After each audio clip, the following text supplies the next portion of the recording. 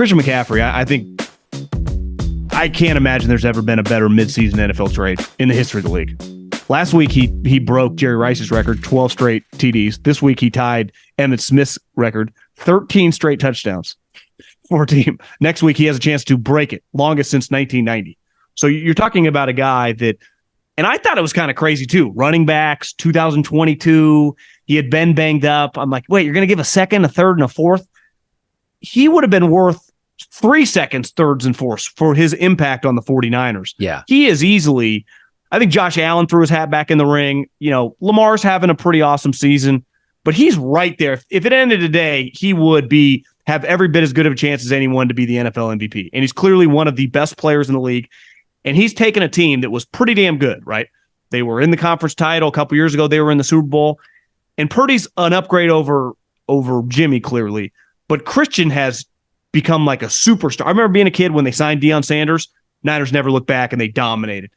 It's different because he's an offensive player, but it's similar in terms of the impact. It's like it's impossible, despite his production, which is freaking elite, to quantify how good this guy is. Well, listen, Debo is a Hall of Fame talent, and Kittle probably makes the Hall of Fame. They almost shrink when they're on the field with Christian McCaffrey. I mean, like Kittle 2 years ago, pre-McCaffrey, that was your third down target. You couldn't wait to watch Kittle play. He's still remarkable. When he's on the field with Christian McCaffrey on a big third down, it's like Debo and Kittle become second-tier players, and they're Hall of Fame. Kittle's going to make the Hall of Fame.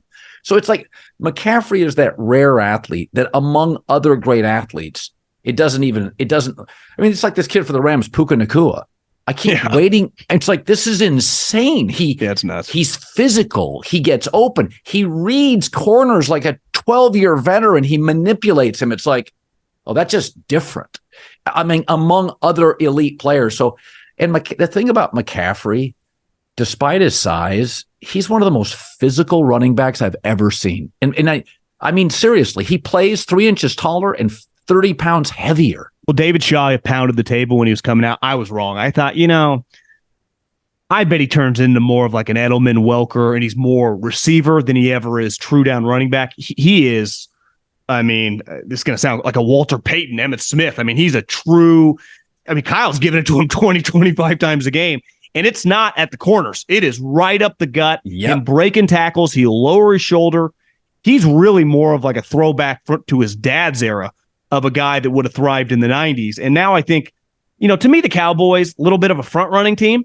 When they get a lead on you, which they've done 3 out of the 4 games, run you out the building, as they did, and they're celebrating. It's awesome. Their defense pins their ears back. They got into one kind of dogfight when they were down, and they crumbled. And now they're playing the Niners Sunday. The Eagles, I give them some credit. They have not played their best football, but their talent, like the Niners, they've been through, the ups and downs. They've handled, like today was not an easy win. Right. And I think when you look at the Niners and the Eagles, the amount of high end, both teams could have 10 Pro Bowlers. 10, all pro guys. Right. When those two teams shake out, but the Cowboys, I just don't think they're quite on their level. I think those two teams are the top tier of the NFC, and then the next tier is the Cowboys, and probably then the Lions. Yeah, I think there's a way Dallas has to play. And I think, again, Buffalo, I think, is more talented, but is similar. They're an avalanche. When Buffalo gets a lead on you and you're struggling with Josh Allen and he's in a groove and Davis is getting open with Diggs and now Kincaid and Knox, it's like, shit, this is just too much. They play downhill. And he turns into John Elway, basically, like he did today. There's no stopping that. Like I think, whereas I think San Francisco and Philadelphia can win multiple ways, I tend to think certain teams, Buffalo is this way. I think Dallas is this way. They're momentum teams. And when they're headed downhill, watch out. They're even more lethal than a San Francisco or Philadelphia because they can score so quickly and they're so aggressive, so hyper aggressive. Miami, let's talk Miami Buffalo. What is interesting, because I did think Buffalo would win. I did not. I had a good day of gambling, 4-1, 4-0 in the afternoon games. But my takeaway is what really changes is when you can get pressure with 4 guys and without bringing people. Ed Oliver today was very good. Yeah. Is that the way to disrupt Miami is it's tried and true. It was the way to beat Peyton Manning or any great quarterback is you get pressure with 4. And then you occasionally bring other people. Should I read into anything that Miami was just boat race, just overwhelmed, man overboard?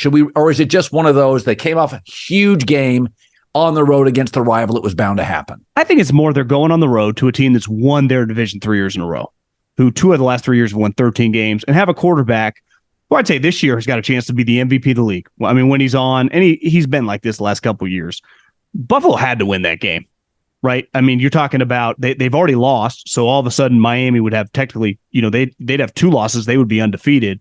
This was a team that they should have beaten twice last year. Remember, Buffalo had the weird loss to them when they outgained them, and every statistic was in their, on their side. To me, this was a draw in the line game for Sean McDermott, who's taken over the defensive coordinator. And like you said, he got after him.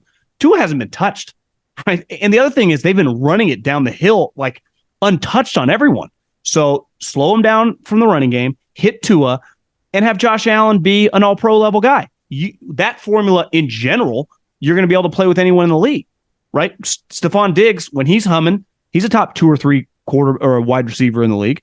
And that, in terms of home field advantage and big picture, is Miami going on the road in the AFC to Kansas City, to, I don't even know, I guess, obviously Buffalo. I don't know who would be in the North, maybe Baltimore. That's, historically, it hasn't always been Miami doesn't win those games under 40 or 35 degrees. Well, what would change the way this team plays? Their defense is terrible.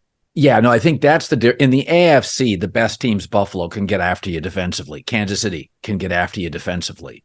You start looking, even the Titans, the way they played today, can get after you defensively. We know Baltimore always figures out a way to get after you defensively. And then you start looking around and you're like, yeah, Miami really can't. Now, Jalen Ramsey comes back. Listen, this is Vic Fangio, and they're struggling. They don't have the players. They just don't have the players. And so, listen, New England gave them fits in Foxborough in the second half.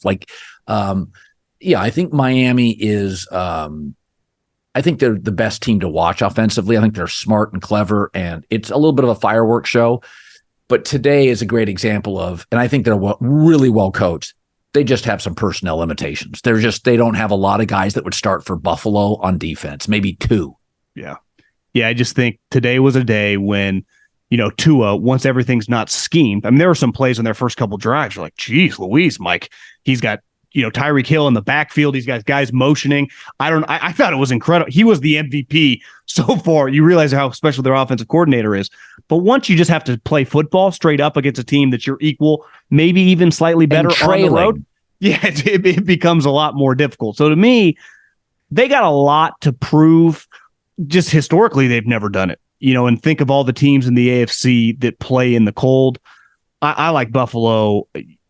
If he's going to play under control, their quarterback has a chance. I mean, he is an all-time great talent, but to have the best year of his career, because after that first week clunker where it was like, God, we had to red flag that situation, the last 3 weeks, he's been brilliant. I mean, you could argue the best player in the league.